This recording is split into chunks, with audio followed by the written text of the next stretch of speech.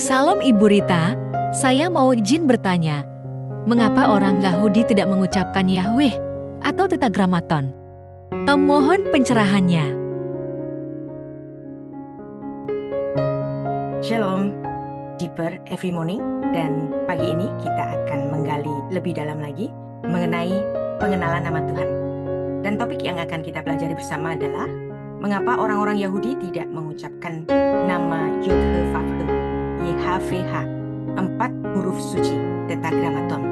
Di dalam kitab Torah dan kitab Mazmur, Anda akan menemukan bahwa seringkali nama Tuhan, Tuhan besar-besar, yang ditulis dalam bahasa asli dengan 4 huruf Ibrani, Yod-He-Vav-He, namun nama ini tidak pernah diucapkan di mulut dan tidak diucapkan dengan lantang oleh orang-orang Yahudi kalangan Yudaisme Rabini.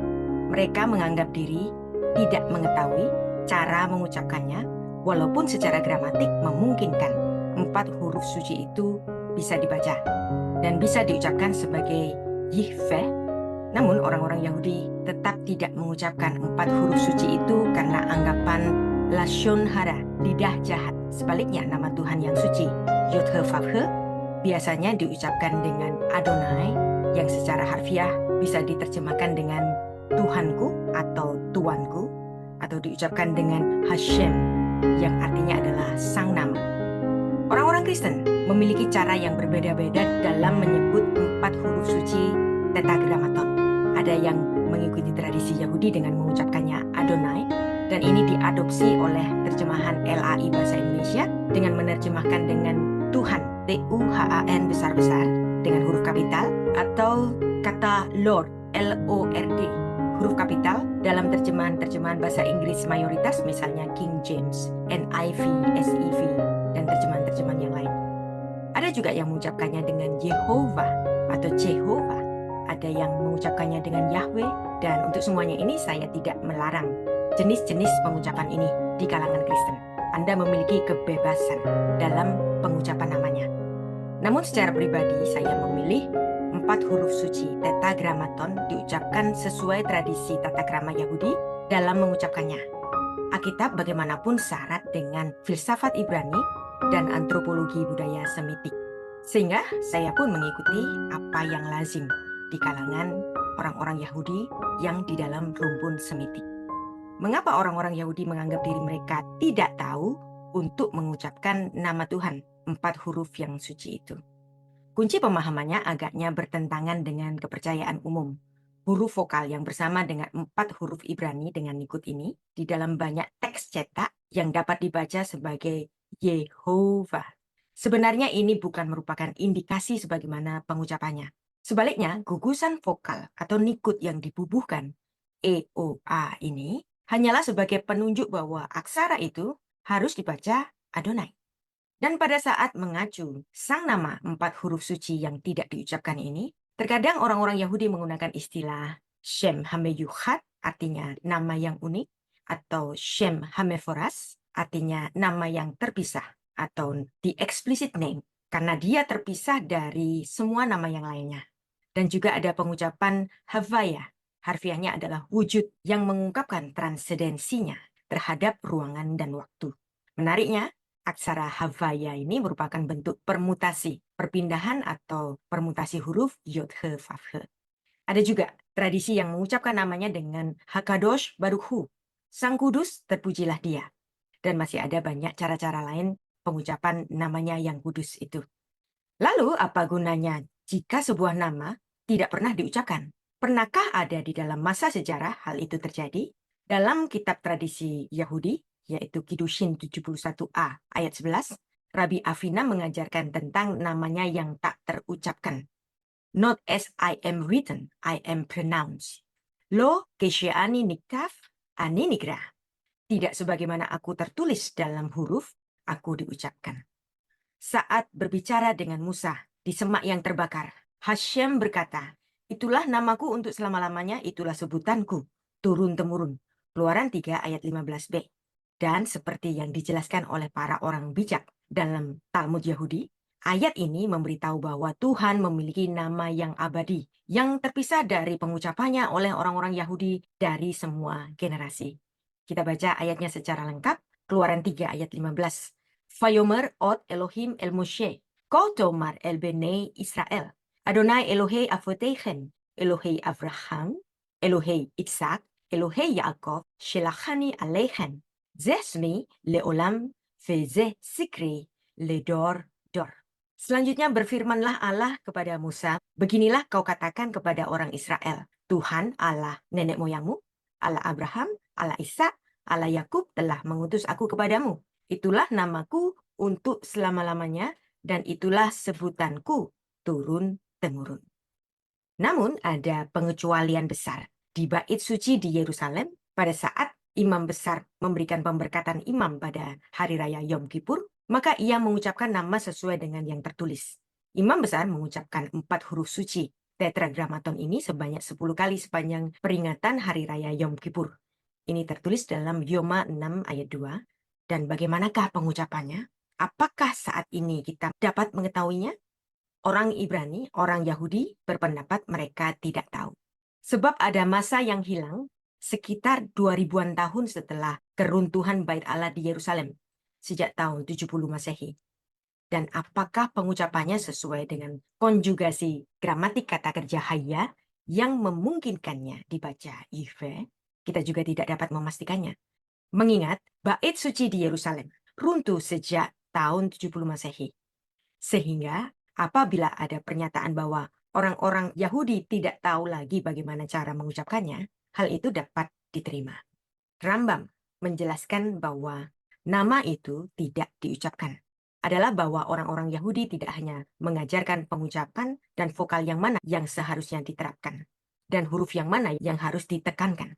Namun hal itu juga menyangkut rahasia metafisik yang terkandung di dalamnya, karena kerajaan surga adalah alam roh, dan Allah bukan manusia.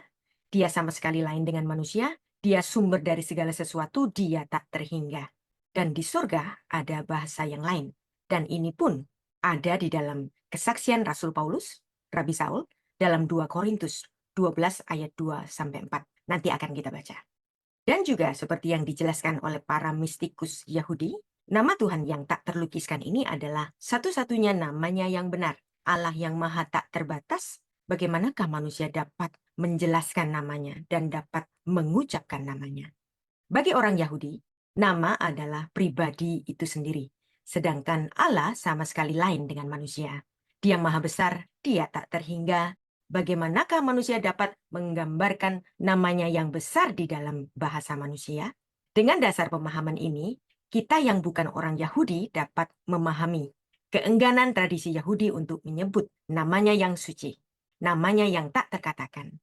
Sebab hal itu mewakili hakikat realitasnya, yang darinya seluruh ciptaan tercipta dan mengalir dengan adanya keturunan-keturunan yang turun-temurun. Dari sudut pandang ini, tidak ada sesuatu pun selain Dia yang benar-benar maha besar, maha tak terbatas yang pernah ada dan yang masih ada, dan selama-lamanya ada karena Dia adalah Sang Ada. Nama-nama ilahi yang disebutkan di dalam Alkitab hanyalah sebutan-sebutan yang menggambarkan dan menyelubungi esensi ilahi yang sebenarnya dari realitas dan merupakan antarmuka yang melaluinya. Tuhan mewujudkan itu semua untuk berinteraksi dengan ciptaan-ciptaannya. Maka apapun namanya yang bisa diucapkan manusia, hanyalah nama-nama dalam keterbatasan manusia dalam bahasa kemanusiawiannya. Maka dalam merefleksikan hal itu, orang-orang Yahudi mengganti namanya yang suci itu dengan nama-nama yang lebih kecil, yaitu Adonai, Elohim, Hashem, Hakadosh Baruch Hu, Shem Hameforas, Shem Hameyuchat, dan nama-nama yang lain. Dan juga penyebutan Adonai dan Elohim dengan macam-macam gelar-gelar yang disandingkannya dengan nama-nama itu. Hal itu diharapkan dapat mewakili dinamika interaksinya dengan ciptaan-ciptaannya.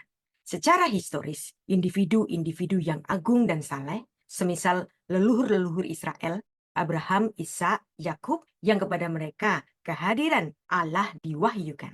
Hal itu mampu mengartikulasikan esensi nama ilahi karena mereka melihat refleksi keagungannya di bumi ini. Tuhan menyatakan dan memperkenalkan dirinya kepada pahlawan-pahlawan iman yang dicatat di dalam Perjanjian Lama, dan dari mereka kita semua mewarisi iman mereka di bumi ini. Orang Yahudi tidak mengucapkan namanya, sebab namanya tak terlukiskan. Meskipun para imam di Bait Allah, mereka awalnya dapat mengucapkan 4 huruf nama Tuhan yang suci, tetragrammaton, sebagaimana ditulis dalam kitab tradisi Yahudi, Yoma 6 ayat 2. Namun, keberadaan Tuhan tetap tidak dapat diungkapkan dengan kata-kata. Keadaan spiritual orang Yahudi menurun dari generasi ke generasi. Tidak ada satupun yang dapat menggambarkan keberadaan Tuhan yang sebenarnya. Bagaimanapun, Musa hanya memandang Allah dalam keadaan teofaninya saja. Tetapi keadaan dirinya yang sebenarnya tidak pernah dilihat oleh Musa dalam kemanusiawiannya. Karena setiap manusia yang melihat wajah Allah, mereka semua akan mati. Ada saatnya dengan meninggalnya imam besar Simeon Hasadik, Simon yang benar, yang pernah menjabat sebagai imam besar di Israel. Ketika itulah para imam berhenti mengucapkan 4 huruf suci nama Tuhan Yod-He-Vav-He dalam pemberkatan imamat di bait suci, agar hal itu tidak diketahui oleh orang-orang yang tidak memiliki tingkat pertumbuhan dan perilaku moral yang baik. Sebelumnya di bait suci ada banyak sekali dijumpai mukjizat-mukjizat. Tetapi setelah kematian Simeon Hasadik ini, mukjizat tidak terjadi lagi di bait Allah. Ada yang mengatakan bahwa inilah alasan nama Tuhan Yod-He-Vav-He tidak diucapkan. Karena jika bait Allah sudah bukan menjadi tempat kehadirannya, ini terlihat jelas. Maka namanya yang suci pun tidak boleh diucapkan. Dan sejak saat itu setiap 7 tahun sekali para saga, yaitu para pemimpin Yahudi, hanya akan mengajarkan rahasia pengucapan nama suci kepada murid-murid dan putra-putra mereka setelah membuktikan perilaku moral mereka yang baik. Dan menurut catatan dari seorang sejarawan, Flavius Josephus, Simeon Hasadik ini adalah Simon putra Onias, cucu dari Yadua, yang hidup pada sekitar abad ketiga sebelum Masehi. Dalam tradisi Yahudi juga dikenal nama Tuhan 12 huruf. Dan ini menjawab pertanyaan, apakah nama yang paling cocok untuk dikenakan kepada Tuhan? Rambam, yaitu Rabbi Moshe ben Maimun, lebih lanjut menjelaskan bahwa orang bijak akan menggunakan nama Tuhan yang terdiri dari 12 huruf yang dianggap kurang suci dibandingkan dengan tetragrammaton itu. Tetapi ini masih lebih istimewa daripada penyebutan Adonai. Nama ini menjadi alternatif dalam penyebutan nama Tuhan.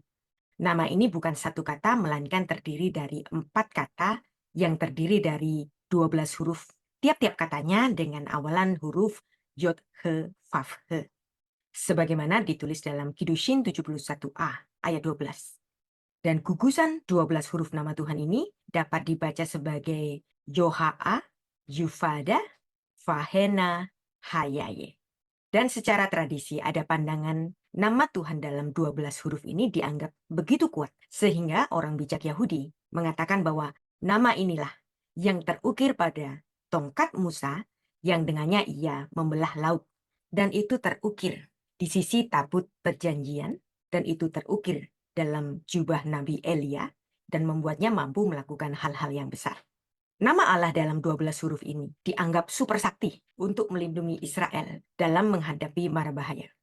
Menyebut nama ini adalah salah satu cara menggunakannya untuk perlindungan di dalam tradisi Yahudi. Para saga Yahudi menggunakan nama dalam 12 huruf ini setiap kali mereka menemukan 4 huruf suci di dalam kitab suci Ibrani, setiap kali mereka mengucapkan kata berkat kepada umat. Namun seiring dengan kemunduran generasi, tiba saatnya 12 huruf ini perlu dirahasiakan juga dan tidak lagi diucapkan. Sebab sejak saat itu, pengucapan nama Tuhan hanya dipercayakan kepada pengajar yang menjadi imam yang paling layak, sebagaimana dulu digunakan pada saat pemberkatan oleh imam besar di bait suci. Jika seseorang menyebut 4 huruf suci Yod-He-Vav-He sebagaimana penulisannya, entah itu ditulis dengan nikut yang sebenarnya bisa dibaca Yehova atau mengucapkannya secara sembarangan misalnya Yahweh, tindakan ini dianggap dalam tradisi Yahudi sebagai kategori Khilul Hashem, penistaan sang nama, melanggar kekudusan sang nama. Konsep Khilul Hashem dikenakan kepada orang Yahudi maupun non-Yahudi, hal ini untuk menegakkan standar moral yang tertinggi terutama yang berkaitan dengan kehidupan Judaik di Israel. Dalam Mishnah Sanhedrin 10 ayat 1 menyatakan bahwa orang yang mengucapkan 4 huruf suci nama Tuhan itu tidak layak mendapat bagian di dalam olam haba, di dunia yang akan datang. atau di dalam bahasa kekristenan disebut sebagai langit baru dan bumi yang baru. Di dalam Mishnah Sanhedrin 10 ayat 1 menuliskan orang yang mengucapkan atau mengeja nama Hashem sebagaimana pengucapannya, dikatakan di situ, Abba Shaul Omer, Av Hagoga et Hashem Beotiotaf. Orang yang mengucapkan dan mengeja nama Hashem, Yud-He-Vav-He sebagaimana tanda-tanda bacanya, dia tidak dapat memasuki Olam Haba, langit baru dan bumi yang baru. Dalam tradisi Yahudi ada kisah seorang bijak yang agung, yaitu Rabbi Hanina ben Teradion. Ia meninggal sebagai martir sebagai hukuman ilahi karena mengucapkan 4 huruf yang suci yang tak terkatakan itu di depan umum pada sekitar abad kedua Masehi. Nama Tuhan yang benar-benar namanya di surga pastilah tak terkatakan, sebab di surga ada bahasa yang lain yang manusia di bumi ini tak dapat mengucapkannya. Di dalam perjanjian baru ada pernyataan dari Rabbi Shaul, yaitu Rasul Paulus, memiliki kesaksian tentang ini. Di dalam 2 Korintus 12 ayat 2-4. Sebab aku tahu seorang Kristen 14 tahun yang lampau, entah di dalam tubuh aku tidak tahu, entah di luar tubuh aku tidak tahu. Allah yang mengetahuinya. Orang itu tiba-tiba diangkat ke tingkat ketiga dari surga. Aku juga tahu tentang orang itu, entah di dalam tubuh, entah di luar tubuh, aku tidak tahu. Allah yang mengetahuinya. Ia tiba-tiba diangkat ke Firdaus, dan ia mendengarkan kata-kata yang tak terkatakan, yang tidak boleh diucapkan manusia. Melalui 2 Korintus 12 ayat 2-4 ini, terutama ayat 4, dikatakan bahwa ada bahasa yang tidak boleh diucapkan oleh manusia, yang didengar oleh Rasul Paulus, di mana ia mendengar kata-kata yang tak terkatakan, yang tidak boleh diucapkan manusia.